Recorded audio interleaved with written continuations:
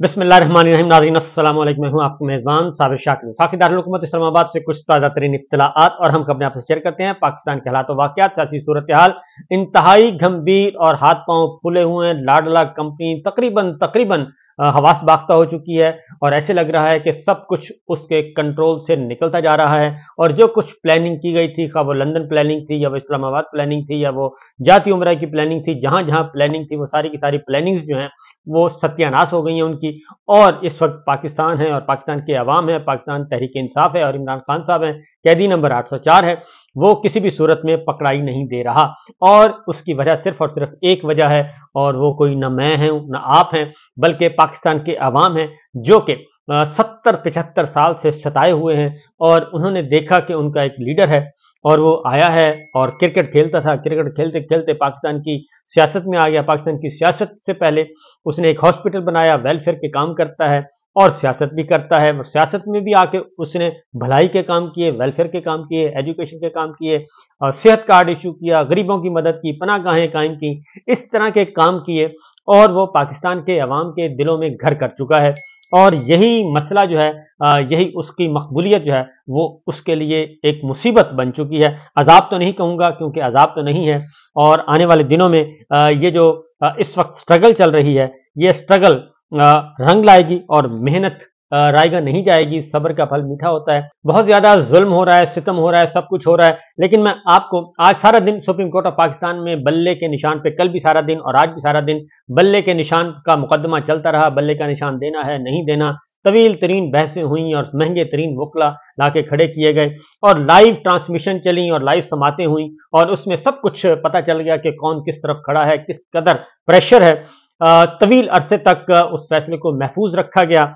इसी दौरान एक और काम हुआ, क्योंकि इस वक्त जो पूरे मुल्क में एक इमरजेंसी की कैफियत है। पूरे मुल्क में ऐसे लग रहा है जैसे कोई मार्शल लॉ है और मार्शल लॉ निज़ाम आया हुआ है, कोई इमरजेंसी नाफिज हुई है और पकड़ धकड़ चल रही है। पूरे पंजाब भर से जो इत्तलाआत आ रही हैं उसमें यही है कि जो टिकट सर्टिफिकेट जमा करवाने जा रहे हैं उम्मीदवार, उनको बाकायदा तौर पे उठाया जा रहा है, गिरफ्तार किया जा रहा है और जो उनके नुमाइंदे जाते हैं उनको भी उठाया जा रहा है और गिरफ्तार किया जा रहा है।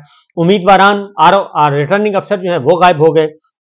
एक हू का आलम है, एक खौफ व हरास का आलम है जो कि इस वक्त पाया जा रहा है। मैं आपको बता दूं, ये कुछ खबरें हैं मेरे पास और खबरें हैं जी दुनियापुर से। PP 228 से PTI के उम्मीदवार आमिर इकबाल शाह साहब को गिरफ्तार कर लिया गया है और दुनियापुर है लोधरा का, जिला लोधरा में आता है और तहसील दुनियापुर है।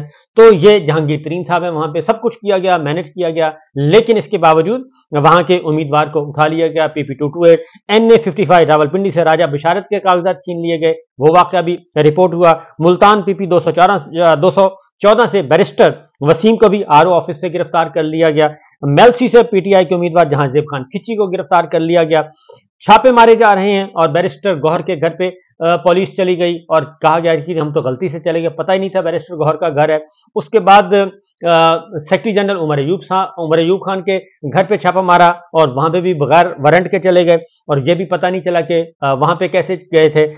तो ऐसे लग रहा है जैसे इस वक्त पाकिस्तान में ना कोई आइन है ना कोई कानून है, एक इमरजेंसी नाफिज है और इमरजेंसी भी नहीं बल्कि फस्तायत कहना चाहिए, फस्तायत एक मुसल्लत की गई है और उसके तहत ये सारे मामला चलाए जा रहे हैं।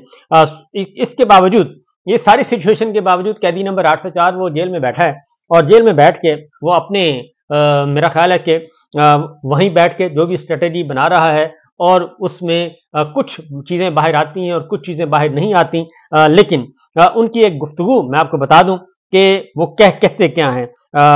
इमरान खान साहब ने गुफ्तगू की है, वो मैं आप तक ज़रूर पहुंचाऊंगा क्योंकि वो गुफ्तगू अभी तक किसी भी टीवी चैनल ने या किसी भी सोशल मीडिया टीम पे वो आई नहीं है कि वो गुफ्तगू उन्होंने क्या की है। इमरान खान साहब ने जी आज जो गुफ्तगू की है, उन्होंने कहा है कि हमारे बल्ले का केस सुप्रीम कोर्ट में है। नवाज शरीफ को अच्छी तरह जानता हूं, वो 2 अंपायर्स के बगैर मैच नहीं खेलता और 2 अंपायर्स भी वो जो उसके साथ मिले हुए हों।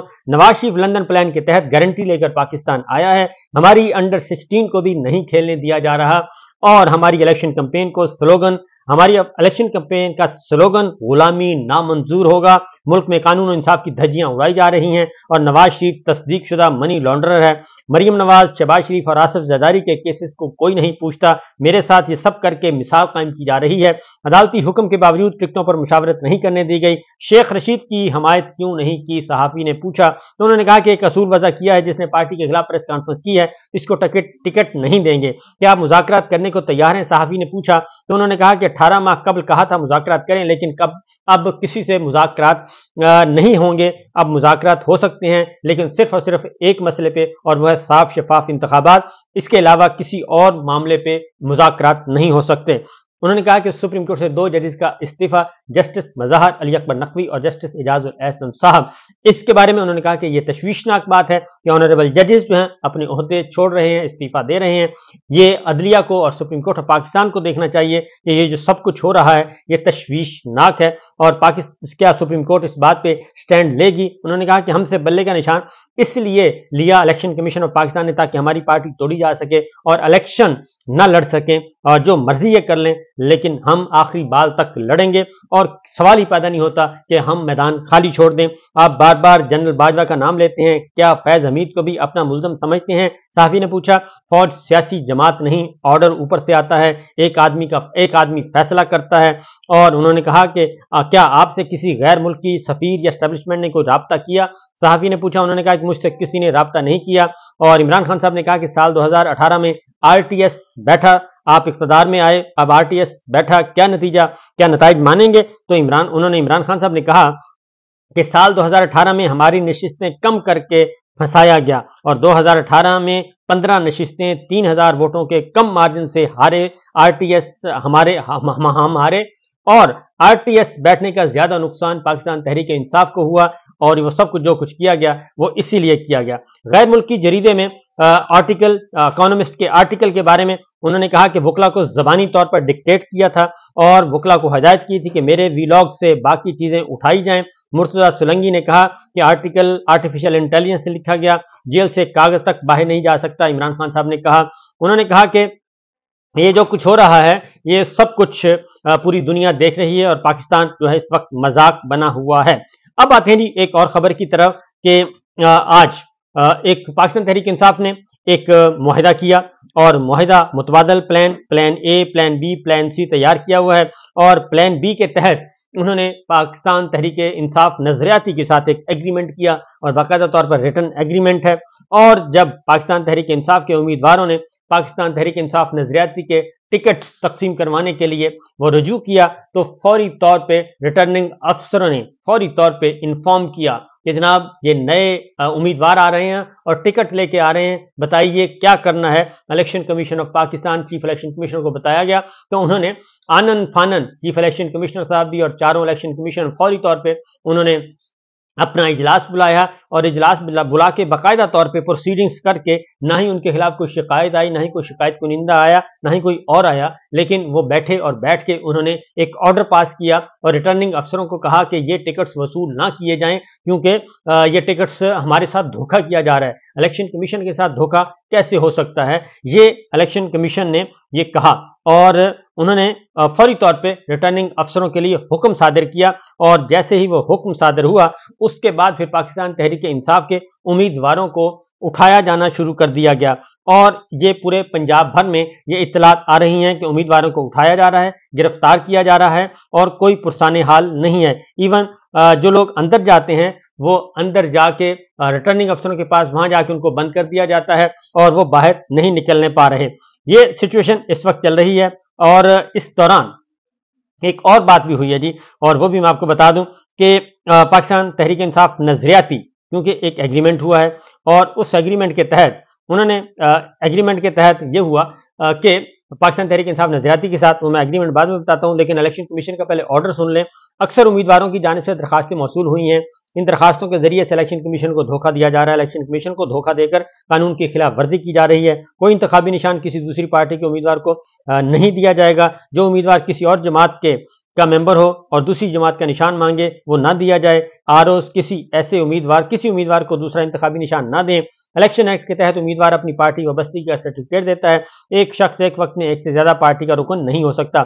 اب میں یہاں آپ کو بتا دوں کہ پاکستان پیپلز پارٹی بھی موجود ہے اور پاکستان پیپلز پارٹی پارلیمنٹیرینز بھی موجود ہے، دونوں جماعتیں رجسٹرڈ ہیں اور دونوں جماعتوں کو دیکھا جا رہا ہے، یہ ذہن میں رکھیے گا۔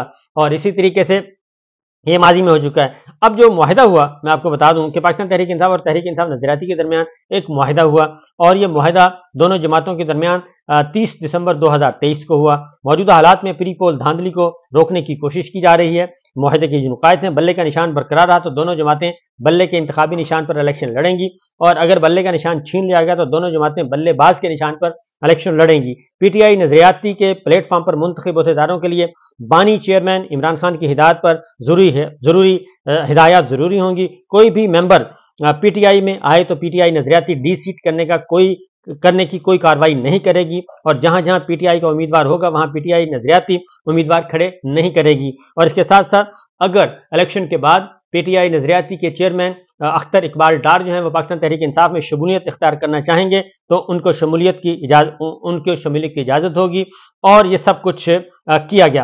اور اس کے ساتھ ساتھ کچھ اور معاہدے کی شرائط بھی تھیں۔